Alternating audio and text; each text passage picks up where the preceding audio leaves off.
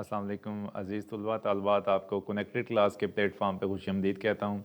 आज के लेक्चर में जो हम स्टडी करेंगे इसमें exercise number 1 chapter number 1 nature of science in chemistry, इसकी जो एक्सरसाइज थी इसके शार्ट क्वेश्चंस को हम डिस्कस करेंगे। मैं आपका इंस्ट्रक्टर मोहम्मद इदरीस आपके साथ ऑनलाइन स्क्रीन पे मौजूद हूँ। पहला क्वेश्चन है, how does chemistry help a doctor to know about the chemical nature of medicine. Short question number 1, 2, 3, 4 जो होगा फॉर्मेटिव होगा, 5 और 6, मतलब यहाँ से आपने 5 शॉर्ट क्वेश्चन याद करने हैं। उसको हम 1 बाय 1 डिस्कस करते हैं और आपने आंसर कैसे लिखना है वो भी हम देखते हैं, ठीक है। तो शॉर्ट क्वेश्चन की तरफ आते हैं। चैप्टर नंबर 1, टाइटल पेज आपके सामने है, nature of science in chemistry, exercise, short questions and answers. अब हम मूव करेंगे क्वेश्चन नंबर 1 की तरफ। क्वेश्चन नंबर 1 है कि how does chemistry helps doctor to know about chemical nature of medicine. जैसे एक डॉक्टर है, उसके पास आप जाते हैं, डॉक्टर को कैसे पता चलता है कि या कैसे केमिस्ट्री उसको बताती है, कौन सा ऐसा नॉलेज है केमिस्ट्री का जिससे वो उसकी जो केमिकल बिहेवियर है मेडिसिन का या केमिकल कंपोजिशन है, केमिकल नेचर है, उसको वो कैसे पता लगता है कि इसके अंदर इसकी चीज़ें क्या हैं, ये क्या एडवर्स अफेक्ट कर सकती है। तो वो हम डिस्कस करते हैं कि chemistry helps doctors to, chemistry कैसे हेल्प आउट करती है। सबसे पहले ये बताती है कि no what a medicine is made up of, कि केमिकल कंपोजिशन क्या है, केमिकल कंपोजिशन की जो मेडिसिन आप यूज़ कर रहे हैं वो किन चीज़ों से मिल के बनी हुई है, ठीक है। केमिस्ट्री, क्योंकि जब हम कोई मेडिसिन लेते हैं तो उसका जो आपके पास पेपर होता है, टैबलेट होती है, उस पत्ते की आप दूसरी साइड पे आप देखें तो उसके ऊपर इंग्रेडिएंट्स लिखे होते हैं, केमिकल कंपोजिशन लिखी होती है कि जो पैरासीटामोल है इसके अंदर पैरासीटामोल है या वो वट एवर जो चीज़ें जिन चीज़ों से ये मिल के बनी हुई है वो क्या है और उसके इफ़ेक्ट्स क्या हो सकते हैं। जब अब डॉक्टर जो है प्रिस्क्रिप्शन करता है तो उसकी प्रैक्टिस इतनी हो जाती है कि जो ये ड्रग मैं लिख रहा हूँ इसके पॉजिटिव इफ़ेक्ट्स क्या हैं और नेगेटिव इफ़ेक्ट्स क्या हो सकते हैं। जैसे एंटीबायोटिक आप बहुत ज़्यादा लें तो आपके मैदे के ऊपर इफ़ेक्ट पड़ता है, साथ में कैप्सूल दिया जाता है जो आपके मैदे को ठंडा रखता है या उसके जो एडवर्स इफेक्ट है हीटिंग को, इन्फ्लेमेशन को रोकता है, जैसे राइजिक कैप्सूल है, ठीक है।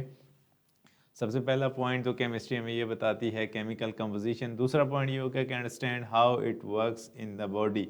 फॉर एग्जांपल कि कौन सी दवाई का काम क्या है, जैसे फॉर एग्जांपल एस्प्रिन है या पैरास्टामोल है या पेनाडोल है, तो ये इन्फ्लेमेशन फीवर को रोकने के लिए इस्तेमाल होती है, ठीक है।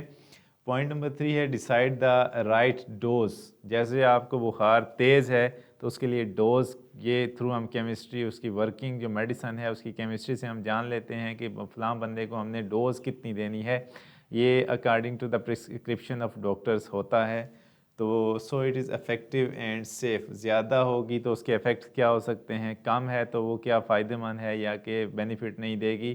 तो ये चीज़ें अकॉर्डिंग टू डॉक्टर वो इसकी केमिस्ट्री से फाइंड आउट करते हैं। Identify possible side effect, for example some medicines may cause nausea and allergy.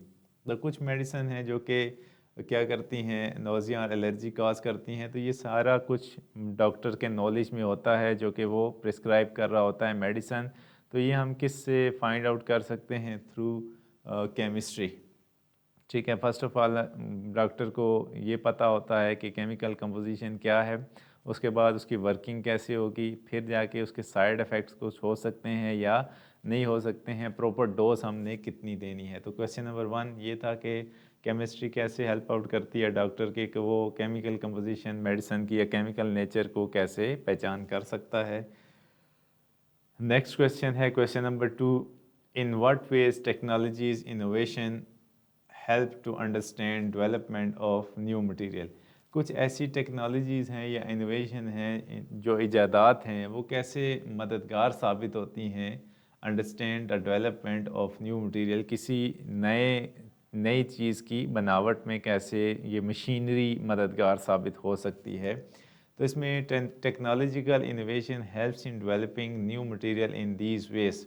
कैसे हेल्प आउट करती हैं कि it help scientist to make and improve new material. पहले तो वो क्या करती हैं कि नए मटेरियल को बनाया जा सके और उसमें क्या चीज़ लाई जाए, इम्प्रूवमेंट।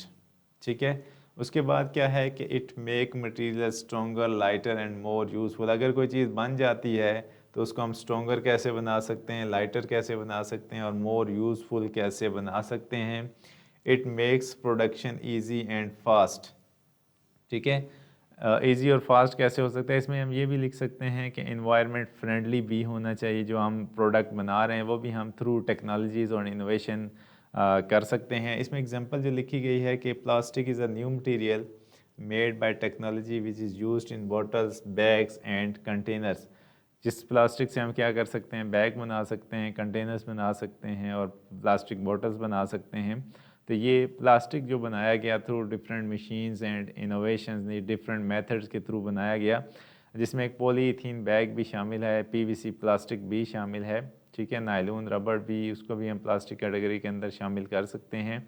ये क्या होते हैं कि ये पोल्यूशन क्रिएट करते हैं, लेकिन इसको रिप्लेस कर दिया जाता है बायोडिग्रेडेबल प्लास्टिक के साथ। ठीक है, तो ये चीज़ें आपने यहाँ पे ऐड करनी है कि in what way technologies innovation help to understand development of new material.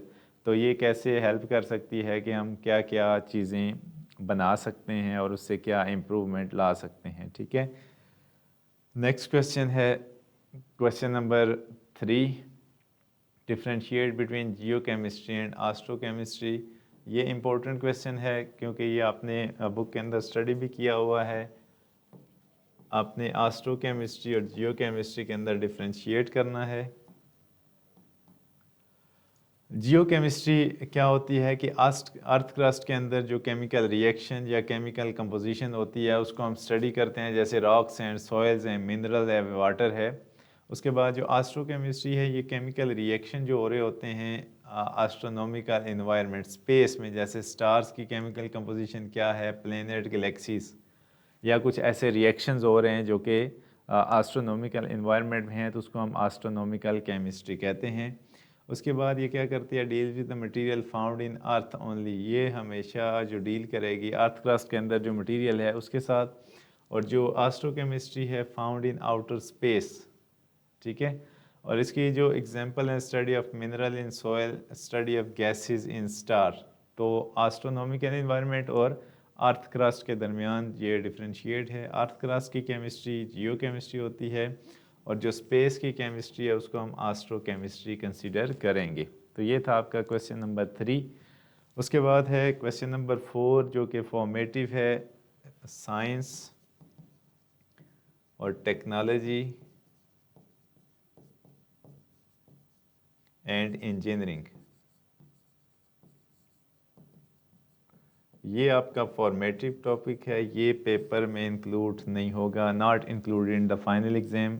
इसमें से जितने क्वेश्चन हैं ना आपने इस बोर्ड के लिए आपने सीखने हैं, जस्ट ये क्लास जो आपकी रेगुलर क्लास होगी उसकी टीचिंग पार्ट होगा, क्लास के अंदर आप इसको सीख सकते हैं, लेकिन फाइनल एग्ज़ाम भी इंक्लूड नहीं होगा। हमारी ऑनलाइन क्लास में जो आप सीखेंगे वो जस्ट समेटिव टॉपिक आप सीखेंगे। ठीक है, नेक्स्ट है हमारा क्वेश्चन नंबर 5। इन वेन डायग्राम के ज़रिए हमने कंपेयर करना है ऑर्गेनिक और इनऑर्गेनिक केमिस्ट्री को हमने कंपेयर करना है। तो सबसे पहले जो ऑर्गेनिक केमिस्ट्री है इसमें जो कार्बन और हाइड्रोजन शामिल होते हैं। पहला पॉइंट डेफिनेशन से है कि कार्बन मेजर एलिमेंट होता है और हाइड्रोजन भी इसके साथ अटैच होगा, उसको हम क्या कहेंगे, ऑर्गेनिक। और जो इनऑर्गेनिक है उसमें कार्बन और हाइड्रोजन शामिल नहीं होता, इसमें शामिल होगा और दूसरे में शामिल नहीं होगा। ऑर्गेनिक कंपाउंड जो कहाँ फाउंड होते हैं, लिविंग ऑर्गेनिज्म या वंस लिविंग, जो एनिमल कभी ज़िंदा रहे हों तो उससे भी हम लिविंग ऑर्गेनिज्म से उनसे भी हम ऑर्गेनिक कंपाउंड ले सकते हैं। और जो इनऑर्गेनिक हैं वो हमेशा कहाँ से हासिल होंगे, from non living, for example mineral, rocks. इसके एग्जांपल में क्या आ सकता है, मीथेन और ग्लूकोज एक बायोमॉलिक्यूल है जिसको हम ऑर्गेनिक कंसिडर करते हैं। और जो वाटर एंड साल्ट NaCl, ये क्या है, इनऑर्गेनिक इन नेचर।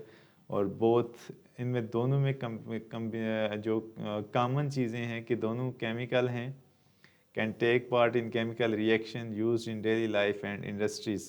कुछ इनके यूजेज कहाँ कहाँ यूज़ होते हैं। कॉमन चीज़ें इसमें एज सच नहीं है कि दोनों में सेम हूँ, लेकिन कुछ रिएक्शन हैं जैसे एलिमेंट से बनी हुई हैं, वो एलिमेंट डिफरेंट हो सकते हैं, केमिकल रिएक्शन कर सकती हैं, डेली लाइफ और इंडस्ट्री में यूज़ हो सकती हैं। ठीक है, तो ये इनकी जो क्या थी, एक Venn diagram organic and inorganic chemistry की। ठीक है, तो ये आप इसमें नोट कर सकते हैं। नेक्स्ट जो क्वेश्चन है, what are the uses of nuclear chemistry. ठीक है, न्यूक्लियर केमिस्ट्री क्या थी कि हाँ, वो केमिस्ट्री जो कि न्यूक्लियर रिएक्शन के साथ डील करती थी, एटॉमिक न्यूक्लियस के साथ डील करती थी, तो उसको हम न्यूक्लियर केमिस्ट्री कहते हैं। ये यूज़ कहाँ होती है? सबसे पहले मेडिसन, दवाइयों में जो रेडियो एक्टिव आइसोटोप्स हैं, जैसे कैंसर की ट्रीटमेंट के लिए हम क्या करते हैं, रेडिएशंस को बम्बार्ड करते हैं, उसमें एटम का न्यूक्लियस यूज़ होता है, न्यूक्लियर केमिस्ट्री यूज़ होती है, रेडिएशंस यूज़ होती हैं। उसके बाद इलेक्ट्रिसिटी बिजली बनाने के लिए भी हम क्या करते हैं, न्यूक्लियर रिएक्शंस यूज़ करते हैं, जिसमें यूरेनियम यूज़ होता है। प्रोडक्शन ऑफ इलेक्ट्रिसिटी, जो एनर्जी हम हासिल करते हैं फ्राम रेडियो एक्टिव आइसोटोप या रेडियो एक्टिव एटम से, जिसमें यूरेनियम शामिल है। एग्रीकल्चर, जैसे हम खेती बाड़ी कर रहे हैं तो इसमें use to improve crop use and preserve food irradiation. तो एग्रीकल्चर में भी डिफरेंट जगहों पे ये यूज़ हो सकता है। जैसे आपने क्रॉप्स की यील्ड को इम्प्रूव करना है, सॉइल जो है उसका टेक्सचर बेहतर करना है, तो उसमें भी हम न्यूक्लियर केमिस्ट्री यूज़ कर सकते हैं। Preserve food.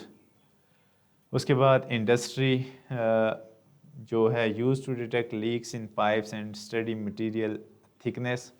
फॉर एग्जांपल जैसे अंडरग्राउंड पाइप हैं, या फॉर एग्जांपल मैं आपको बताता हूँ, जैसे हम रेडिएशन को यूज़ करते हैं ये सीज़ या ओशन की डेप्थ को फाइंड आउट करने के लिए, तो इससे इस तरह भी हम कर सकते हैं कि जो रेडिएशंस हैं न्यूक्लियर केमिस्ट्री के अंदर, अंडरग्राउंड पाइप लीकेज है तो उसको भी हम डिटेक्ट कर सकते हैं, या किसी चीज़ की थिकनेस को भी हम फाइंड आउट कर सकते हैं। रिसर्च के अंदर भी यूज़ होता है, helps in studying chemical reactions and age of the fossils. Age of the fossils क्या होता है कि कार्बन डेटिंग, जैसे किसी बच्चे ने मुझसे ये क्वेश्चन किया था कि सर के डायनासोर जो था वो आज से बहुत अरसा पहले अर्थ के ऊपर मौजूद था, तो हम लोगों को पता कैसे चला कि वो जो डायनासोर थे वो मौजूद थे, किसी ने देखे थे या नहीं। तो इसमें जैसे मैंने यहाँ पे एक चीज़ बताई है, कार्बन डेटिंग। कार्बन डेटिंग में हम कार्बन का आइसोटोप यूज़ करके किसी भी रॉक की एज को फाइंड आउट कर सकते हैं, ऐसी चीज़ जिसमें कार्बन का एलिमेंट शामिल हो।